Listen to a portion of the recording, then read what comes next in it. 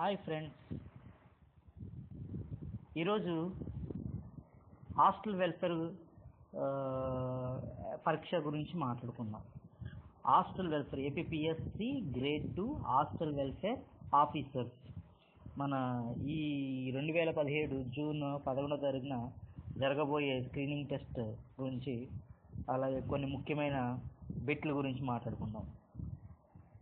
Hostel welfare officer grade 2 screening test objective పరీక్ష విధానంలో 150 ప్రశ్నలు, 150 నిమిషాలు, 150 మార్కులు ఉంటాయి. సిలబస్ మొత్తం 2 సెక్షన్లుగా విభజించారు. మొదటి సెక్షన్లో 75 మార్కులు గాను చరిత్ర, అర్థశాస్త్ర, పౌరశాస్త్రం, భూగోళ శాస్త్రం, physical science, natural science, reasoning and analytic ability, సుస్థిరాభివృద్ధి మరియు పర్యావరణ పరిరక్షణ, ఆంధ్రప్రదేశ్ విభజన సమస్యలపై ఉంటాయి. రెండవ సెక్షన్లో 75 మార్కులు గాను రాష్ట్రంలో ప్రభుత్వం చేపడుతున్న ఎస్సీ ఎస్టీ సంక్షేమ పథకాలు, భారత రాజ్యాంగంలోని అంశాలు, భారత ప్రభుత్వం, శాసన వ్యవస్థ, కేంద్ర రాష్ట్ర సంబంధాలు, భారతదేశంలో సంక్షేమ యంత్రాంగం, భారతదేశంలోని సామాజిక సమస్యలు పరిష్కారానికి ప్రభుత్వం చేపట్టిన చట్టాలపై ప్రశ్నలు ఉంటాయి.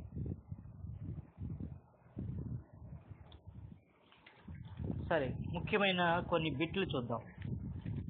రేపు అంటే జూన్ 11వ తారీఖున జరగబోయే ఈ స్క్రీనింగ్ టెస్ట్ అంటే ప్రతి పరీక్ష కూడా ఏపీపీఎస్ వాళ్ళు రెండు భాగాలుగా విభజించేశారు. స్క్రీనింగ్ టెస్ట్ ఒకటి, మెయిన్ పరీక్ష అని. అయితే ఈ హాస్టల్ వెల్ఫేర్ మనకి అప్లై చేసిన వాళ్ళు ముఖ్యమైన బిట్ల గురించి మనం మాట్లాడుకుందాం. సుప్రీంకోర్టు ప్రధాన న్యాయమూర్తి జీతం ఎంత? 1,00,000 రూపాయలు. అలాగే మైనారిటీ విద్యా సంస్థలు మినహాయించి ఇతర ఎయిడెడ్ ప్రైవేట్ విద్యా సంస్థలు సహా అన్ని విద్యా సంస్థలు ఎస్సీ ఎస్టీ ఓబీసీలకు రిజర్వేషన్ కల్పించేందుకు చేసిన రాజ్యాంగ సవరణ చట్టం ఏది అని అడుగుతాడు. అప్పుడు 93వ రాజ్యాంగ సవరణ చట్టం అని చెప్పాలి. ఆంధ్రప్రదేశ్లో ప్రస్తుతం ఉన్న మండలాలు ఎన్ని అన్నది. ప్రస్తుతం ఉన్న మండలాలు ఎన్ని మనకు అందరూ తెలిసిందే, 670. రాష్ట్రపతి చేసే అత్యవసర పరిస్థితి ప్రకటన రాష్ట్ర శాసన వ్యవస్థ ఆమోదించిన మీదటనే జమ్మూ కాశ్మీర్లో అమల్లోకి వస్తుంది. రాష్ట్ర ఎన్నికల కమిషనర్ ఏ విధంగా పదవి నుండి తొలగిస్తారు? సుప్రీంకోర్టు న్యాయమూర్తిని తొలగించడానికి అనుసరించే పద్ధతినే. అవే ఆరోపణలతో పార్లమెంటు సిఫారసుపై రాష్ట్రపతి మాత్రమే ఎన్నికల కమిషనర్ని పదవి నుండి తొలగించగలడు. హైకోర్టు న్యాయమూర్తి పింఛను ఏ నిధి నుండి ఇస్తారు? అతను పనిచేసిన వివిధ రాష్ట్రాల సంఘటి నిధుల నుండి.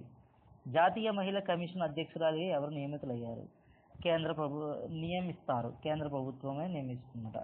ఫిబ్రవరి 22, 2000వ సంవత్సరంలో ఏర్పాట్లైన రాజ్యాంగ సమీక్ష కమిషన్కు చైర్మన్ ఎవరు? Justice M N Venkatachaliah. భారతదేశంలో అత్యధిక బాల కార్మికులు గల ప్రాంతం ఏది అని అడుగుతాడు. అప్పుడు శివకాశి, తమిళనాడు అని చెప్పాలి.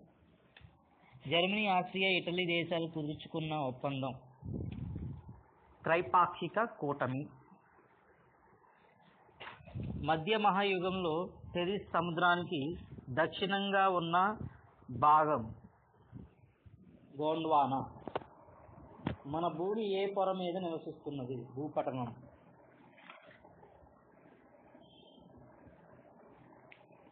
విపత్తు అనే మాట ఏ భాష నుండి వచ్చింది? ఫ్రెంచ్ భాష.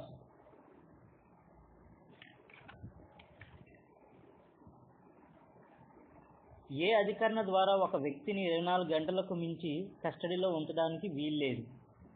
22వ అధికరణ. అధికరణ అంటే ఆర్టికల్ అన్నమాట.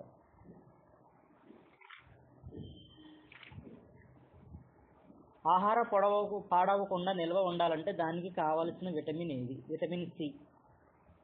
డిఎన్ఏ నిర్మాణానికి వివరించినది వాట్సన్ అండ్ క్రిక్. వీళ్ళిద్దరే డిఎన్ఏని నిర్మాణాన్ని వివరించారు.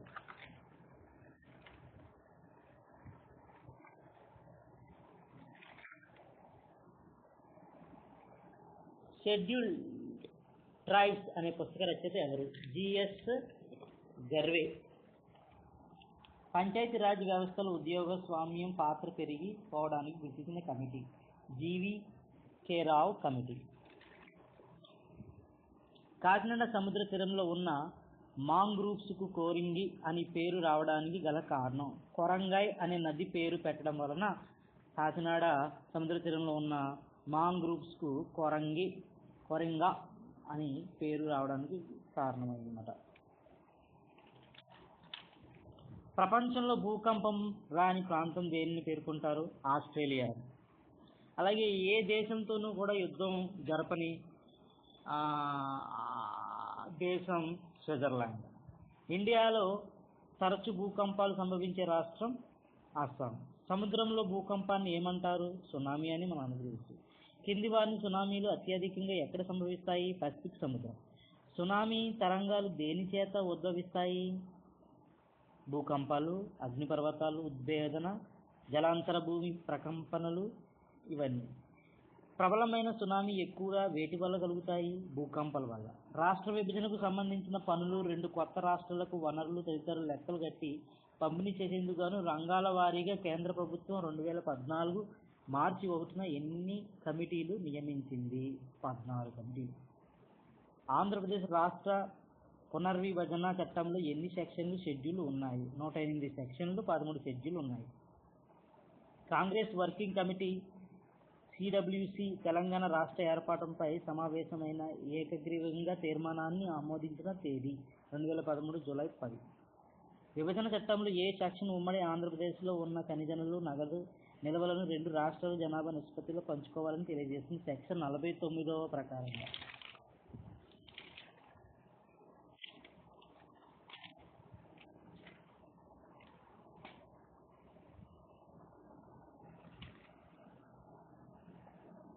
జాతీయ బాలల హక్కుల కమిషన్ మొదటి చైర్పర్సన్ శ్రీమతి శాంతా సిన్హా. పీఠిక రాజ్యాంగంలో భాగం కాదని సుప్రీంకోర్టు ఏ కేసులో తీర్మానించింది? బేరీ కేసు. కింది వానిలో సమైక్య భావనను ప్రవేశపెట్టిన చట్టం ఏది?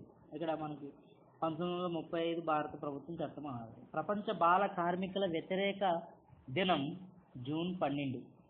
జాతీయ అత్యవసర పరిస్థితి గురించి తెలిపే అధికరణం ఏది? 352 అధికరణం.